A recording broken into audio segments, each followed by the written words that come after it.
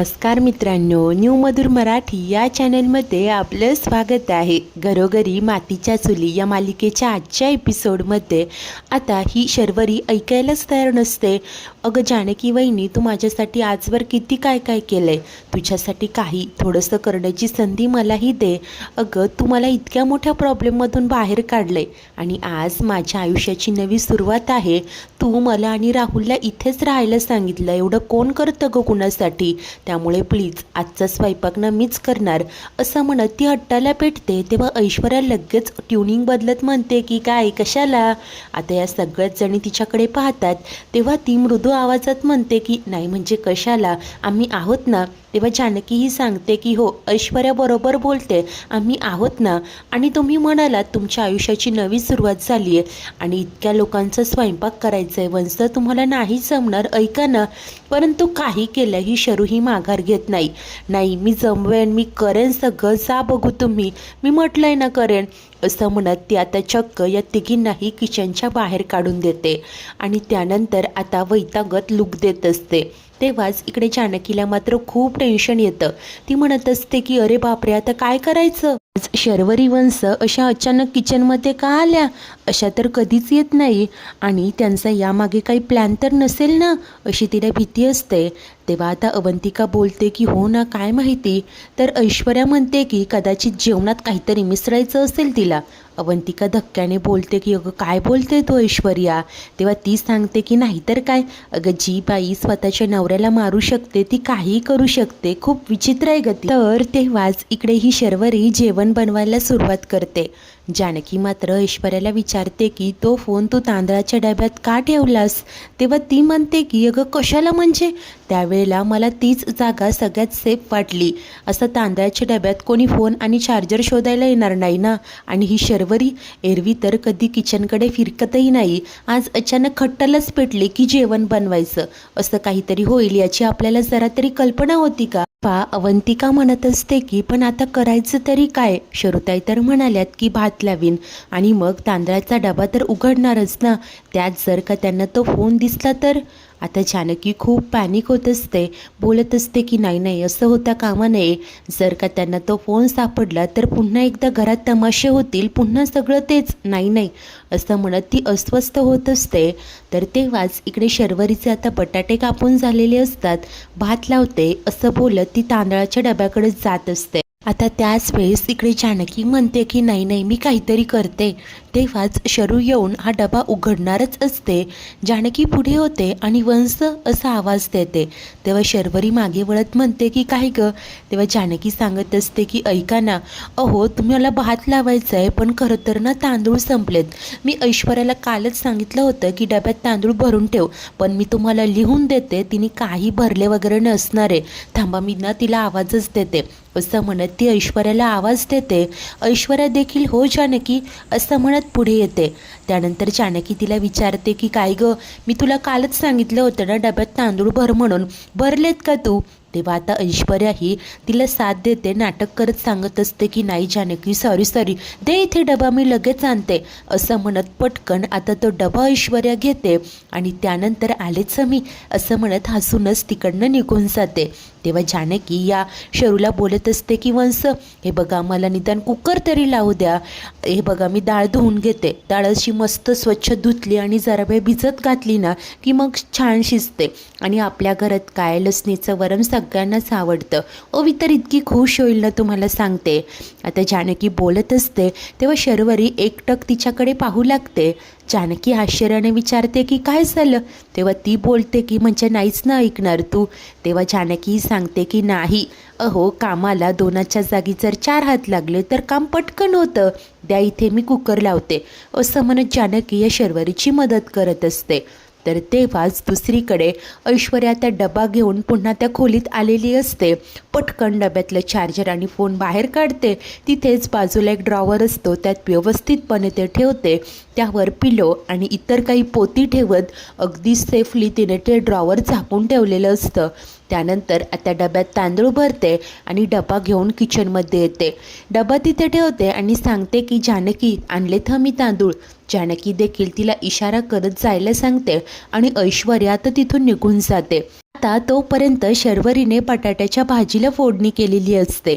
जानकी कौतुकाने म्हणत असते की वा वंस, काय मस्त फोडणीचा सुगंध येतोय ना, चला आता आपण कुकर लावायला घेऊया. परंतु शर्वरी म्हणते की ऐक ना तू, मी करीन एकटी, एवढा काही खास बेत नाहीये, अगदी साधा बेत आहे, जा तुम्ही, मी करेन सगळं, असं म्हणत पुन्हा एकदा शर्वरी आता या जानकीला तिकडने जायला सांगते. त्यामुळे अखेर जानकी व ऐश्वर्या देखील निघून आलेले असतात. आता शर्वरीच्या डोक्यात काय शिजत असतं तिलाच ठाऊक. तर त्याच वेळेस इकडे आता या तिघीही खोलीत येतात. ऐश्वर्याने तो मोबाईलही आणलेला असतो. तर आता ती मोबाईल चार्जिंगला लावते. जानकी मात्र म्हणत असते की मला अजूनही एक गोष्ट कळत नाहीये, शर्वरी वंसांना आजच किचनमध्ये का यायचं होतं आणि स्वयंपाक का करायचा होता. माझ्या मनातनं वेगळीच भीती आहे, जर त्यांनी जेवणात काही मिसळलं तर. तेव्हा अवंतिका सांगते की हो ना वहिनी, मलाही तेच वाटतं. आता सावधगिरी बाळगायला हवी, असं जानकी बोलते आणि तिला खूप टेन्शन येत असतं. ऐश्वर्याला विचारते की झाला का गं फोन चार्ज. ती म्हणते की हे काय होतच आहे. जानकी पाहते परंतु फोन तर चार्ज होत नसतं. ती म्हणते की अगं पिन लूज आहे, असं धरून ठेवावं लागतंय. आणि आता तेव्हाच तो फोन देखील चार्ज होत असतो. आता फोन चार्ज होतंय हे पाहता तिघींच्याही जीवात जीव आलेला असतो. फोन आता ऑन होत असतो आणि त्यानंतर फोन मात्र लॉक असतो आणि फेस आय डी मागत असतो. आता काय करायचं हाच प्रश्न असतो. तेव्हा अवंतिका म्हणते की फोन विक्रांत भाऊजींचा आहे ना, मला असं वाटतं की त्यांचाच फेस आय डी असेल. परंतु जानकी जरा विचार करत बोलते की नाही, आपण लगेच या कन्क्ल्युजनवर येता कामा नये, कारण फोन इतक्या दिवसांपासून शर्वरी वंसांकडे आहे. मला खात्री आहे की स्मार्टली त्यांनी स्वतःचा फेस आय डी ठेवला असणार. ऐश्वर्या सांगू लागते की होय असंच असू शकतं, कारण आजकाल फिल्म आणि वेबसिरीजमध्ये दाखवतात ना की मेलेल्या माणसाचे फिंगरप्रिंट स्कॅन करून किंवा डोळे वगैरे स्कॅन करून इझिली फोन ओपन होतो. शर्वरीने देखील असंच करून नंतर स्वतःचा फेस आय डी ठेवला असणार. तर त्यानंतर अवंतिका मात्र सांगते की परंतु एक गोष्ट, शर्वरीताई हा फोन स्वतःजवळ घेऊन का फिरताय. मला खात्री आहे या फोनमध्ये काहीही नसणार, त्यांनी फोन न फॉर्मॅट केला असणार. जानकी सांगते की नाही, ज्या अर्थी हा फोन लॉक आहे त्याचाच अर्थ हा फोन फॉर्मॅट केलेला नाहीये. या फोनमध्ये नक्कीच काहीतरी पुरावा आपल्याला सापडेल, असं जानकी बोलते. तेव्हा ऐश्वर्या म्हणते की परंतु सगळ्यात आधी आपल्याला हा फोन शर्वरीचा फेस वापरून अनलॉक करावा लागेल. आता तेव्हाच हा फोन पुन्हा एकदा बंद होतो, कारण चार्जरची पिन तर लूज असते. तेव्हा ऐश्वर्या म्हणते की 1 मिनिट, मी लगेच या फोनचं चार्जर ऑर्डर करते, तासाभरात येईल. आणि तिने ऑर्डर आता प्लेस केलेली असते. आणि त्यानंतर आता तिघीही वेट अँड वॉच याच भूमिकेत असतात. तर त्यानंतर सर्वच जण जेवणासाठी एकत्र जमा झालेले असतात. ऐश्वर्या, जानकी, अवंतिकाही आलेल्या असतात. तर शर्वरीने सगळं काही पुढ्यात आणून ठेवलेलं असतं आणि ती जानकीला ऋषीबद्दल विचारते. तेव्हा जानकी सांगते की हे ना कामानिमित्त जरा पुण्याला गेलेत, रात्रीपर्यंत येतील. आता त्यानंतर जानकी सुमित्रेला सांगते की आई, आजचा सगळा बेत ना शर्वरी वंसांनी केलाय बरं का. ते ऐकताच हा सारंग बोलून जातो की अरे देवा. आता शर्वरी याच्याकडे रागाने लुक देते. तेव्हा तो हसूनच म्हणतो की नाही, म्हणजे अरे वा असं म्हणायचं आहे मला. राहुल देखील हसत असतो. तर पुढे ही शर्वरी म्हणते की आत्ता असं बोलताय, परंतु एकदा माझ्या हातचं जेवण जेवले ना की सगळेच डोळे मिटाल. या तिघीही अतिशय धक्क्याने तिच्याकडे पाहू लागतात. तेव्हा शर्वरी मात्र असूनच सांगते की नाही, म्हणजे माझ्या हातचं जेवण इतकं छान झालेलं असेल की खाल्ल्यानंतर अगदी डोळे मिटून म्हणाल वा काय स्वयंपाक केलाय. तर आता जानकी शर्वरीला बोलते की वंस, स्वयंपाक तुम्ही केलाय, आता या बघू बसा आम्ही वाढतो. परंतु ही शर्वरी सांगते की नाही, हे बघ मला देखील जरा ब्राउनी पॉईंट्स कमावू देत ना, बसा बघू तुम्ही तिघीही, मी वाढते जेवायला. तेव्हा सौमित्र म्हणतो की काय अगं, स्वयंपाकही तूच केलाय, आता वाढणार देखील तूच, एका दिवसात किती सरप्राईज देशील काय सारंग. आणि दोघेही हसत असतात. तर इकडे शर्वरी मात्र काही ऐकत नाही. तिने जानकी, ऐश्वर्या आणि अवंतिका तिघींनाही जेवणासाठी बसवलेलं असतं. परंतु या तिघींच्या मनात खूप धाकधूक असते. नक्की काय होईल याचीच भीती त्यांना वाटत असते. शरू मात्र आता मागे हटतच नाही, सर्वांना ती स्वतः जेवायला वाढते. जानकी मात्र मनाशी विचार करत असते की खूप भीती वाटते, एवढ्या उत्साहाने स्वयंपाक करणं, नंतर आग्रहाने सर्वांना वाढणं. शर्वरी वंसांनी जेवणात काही मिसळलं तर नसेल ना. तेव्हाच शर्वरी मात्र सर्वांना चला सुरुवात करा असं सांगते. सर्वच जण आता जेवायला घेणार तेच जानकी बोलते की थांबा. तेव्हा आता शर्वरी बोलते की का गं काय झालं. तेव्हा जानकी आता कारणं देत सांगत असते की नाही म्हणजे बरं का राहुल भाऊजी, इतक्या दिवसांनंतर शर्वरी वंशांनी अगदी छान सागर संगीत स्वयंपाक केलाय आधी जावयाचा, आणि या नव्या जोडीला मानपान द्यायला हवा की नाही.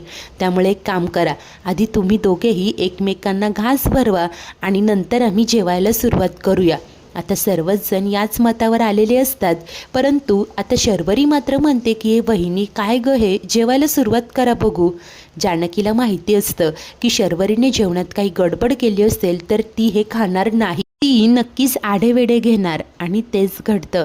शर्वरी पुन्हा सांगत असते की माझी अशी इच्छा आहे की जेवण जर का मी बनवलंय ना तर सर्वात आधी तुम्ही सगळ्यांनी टेस्ट करावं. तेव्हा ऐश्वर्या, जानकी, अवंतिका एकमेकींकडे पाहत असतात, परंतु तितक्यात सुमित्रा म्हणते की नाही हो शर्वरी, जेवण तू बनवलंय ना, पहिला मान जावई बापूंचा, तू देखील जेवायला बस बघू. तर आता ती काही बोलणार तेच सारंग म्हणतो की अगं बस बघू, आता काही एक बोलू नकोस. सौमित्र सांगतो की मी उठू का इथून, तुम्ही दोघे शेजारी शेजारी बसा, परंतु ती सांगते की नाही नको, तू बस जेवायला. हे बघ मी ना इथेच उभ्या उभ्या त्याला एखादा घास भरवते, परंतु मला काही उखाणा वगैरे घ्यायला सांगू नका. त्यानंतर शर्वरी आता राहुलला एक घास भरवते. तेव्हा जानकी मुद्दामून म्हणते की बरं का राहुल भाऊजी, बटाट्याची ती भाजी वंशांनी अगदी प्रेमाने केली आहे, त्यांना एक घास भरवा बघू. तेव्हा राहुल आता भाजीचा एक घास शरूला भरवतो, ती देखील तो खाते आणि म्हणते की वा मस्त केलंय मी. तेव्हा सारंग सांगतो की तू केलंय मस्तच म्हणणार. आता इकडे जानकी ऐश्वर्या एकमेकींकडे पाहतात, त्यांना खात्री पटलेली असते की जेवणात काहीही नसणार, कारण शर्वरीने स्वतः ते खाल्लेलं असतं. म्हणूनच आता जानकी सर्वांना सांगते की चला बघू जेवायला सुरुवात करा. आता ती देखील जेवण करते, शरूला सांगत असते की वा छान झालंय सगळं, आणि बरं का सगळ्यांसाठी रात्री मी मस्त मसाले दुधाचा बेत करणार. तेव्हा सुमित्रा म्हणते की अरे वा मस्तच, पण आज काय विशेष. तेव्हा आता अवंतिका सांगते की आई ॲक्च्युली माझीच इच्छा झाली होती. तेव्हा जानकीही म्हणते की हो, मी विचार केला अवंतिकाला आता मसाले दुधाचे डोहाळे लागलेच आहे, तर आपण सगळ्यांनी देखील त्यात छान चान्स मारूया. त्यामुळे आणि सर्वच जण खुश होत असतात. इतक्यात डोरबेल वाजते. ऐश्वर्या पटकन बोलून जाते की पार्सल आलं. आता त्यानंतर ती सर्वांना सांगते की नाही म्हणजे माझं पार्सल आलं आहे, 1 मिनिट आलेच मी. तेव्हा ही शर्वरी म्हणते की अगं राहू देत, इतकं कशाला, मी घेऊन येते. परंतु ऐश्वर्या सांगते की नाही माझं पार्सल आहे ना, मीच आणते. तेव्हाच सुमित्रा तिला बोलते की अगं कशाला ऐश्वर्या, शरू उभीच आहे ना, आणेल ना ती. त्यामुळे ऐश्वर्याचा नाविलाज होतो. तर शर्वरी आता दरवाजाजवळ येते, दरवाजा उघडते, डिलिव्हरी बॉय आलेला असतो.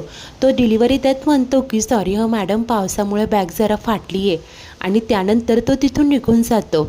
तेव्हाच ही शरू देखील ते पार्सल घेऊन पुढे येते आणि सांगत असते की बिचारा डिलिव्हरी बॉय, बघ ना हे पार्सल फाटलंय. आता इकडे ऐश्वर्याच्या काळजाचा ठोकाच चुकतो, तर त्या फाटलेल्या भागातनं ते चार्जर बाहेर येतं. त्यावरचा ब्रँड ही शरू वाचते आणि बोलते की अरे हे तर जुन्या फोनचं चार्जर आहे, आपल्याकडे तर इतका असा जुना फोन कोणीच वापरत नाही, मग हे तू का ऑर्डर केलं आहेस. तेव्हाच ऐश्वर्या आता कारण देत सांगते की ते मी माझ्या मैत्रिणीसाठी ऑर्डर केलं, तिच्याकडून ऑर्डर होत नव्हतं ना म्हणून. तेव्हा शर्वरी आता डोकं चालवत म्हणते की अगं पण मग तिच्याच पत्त्यावर पाठवायचं, तुला माहिती आहे ना जर का असा काही आपण डिसिजन बदलला तर आपण ही डिरेक्टली तिच्या पत्त्यावर पाठवू शकतो. ऐश्वर्या देखील रागाने म्हणते की तेवढं कळतं मला, पण त्याचं काय आहे ना, मी उद्या जरा तिला भेटायला जाते, त्यामुळे विचार केला इथेच ऑर्डर करते, उद्या देईन तिला. आणि काय गं शर्वरी, तुला प्रत्येक बाबतीत इतके प्रश्न का गं पडतात. तेव्हा आता शर्वरी हसूनच म्हणते की असू देत ग, सहज विचारलं मी, राग नको मानू. हे बाई तुझं चार्जर घे, असं म्हणत शरू आता ते चार्जर ऐश्वर्याकडे देते. त्यानंतर आता जानकी म्हणते की वंस तुम्ही बसा ना. आता तेव्हा शरू सांगत असते की हो हो बसते ना. आणि अशा प्रकारे आता जेवणं उरकून नंतर रात्र झालेली असते, सर्वच जण हॉलमध्ये असतात. तेव्हा आता ऐश्वर्या मसाला दूध आणत म्हणते की हे घ्या, स्पेशल कपलसाठी स्पेशल मसाला दूध. आणि शरू व राहुलला ती दूध देते. जानकी देखील अवंतीला दूध देत सांगते की घे, मस्त डोहाळे पुरवून घे. तेव्हा आता ती हसूनच सांगते की थँक्यू वहिनी, तुम्हाला सांगू का मला काय हवं नको हे ना सौमित्रपेक्षा जास्त तुम्हालाच कळतं. तेव्हा तो बोलतो की हो का. ती सांगत असते की नाही तर काय, अरे तुझं लक्ष तरी असतं का माझ्याकडे. तेव्हा सारंग आणि राहुल दोघेही सौमित्रवर हसत असतात. त्यानंतर सर्वच जण खूप खुश असतात. आता सुमित्रा म्हणते की अगं ऐश्वर्या, जानकी तुम्ही देखील घ्या. तेव्हाच या दोघीही एकमेकींकडे पाहत खुणावत असतात. नक्कीच राहुल आणि शरूच्या दुधात यांनी काहीतरी मिसळलेलं असतं. तर तेव्हा इकडे जानकी सुमित्रेला सांगत असते की नाही आई, आम्ही घेऊ नंतर. आणि ती हळू आवाजात या ऐश्वर्याला विचारत असते की काय गं, या दोघांच्या दुधात काय मिसळलं. तेव्हा ऐश्वर्याला आठवत असतं की किचनमध्ये कशाप्रकारे या दोघांच्याही ग्लासमध्ये तिने काहीतरी मिसळलं आणि त्यानंतर तोच ट्रे घेऊन या दोघांनाही दिला. आता ती इकडे जानकीला सांगत असते की इमॅजिन, आणि दोघीही हसत असतात. तर पुढे सुमित्रा सांगते की चला आता झोपायला चला, दिवसभर प्रवासाने सगळेच खूप दमले. तर आता सर्वांनी दूध प्यायलेलं असतं. ही शरू म्हणते की वहिनी छान होतं ग दूध, थँक्यू हां, आणि चल खूप झोप येते आता, असं म्हणत ती निघून जाते. सौमित्र म्हणतो की चल अवंतिका. ती बोलते की आलेच आवरून.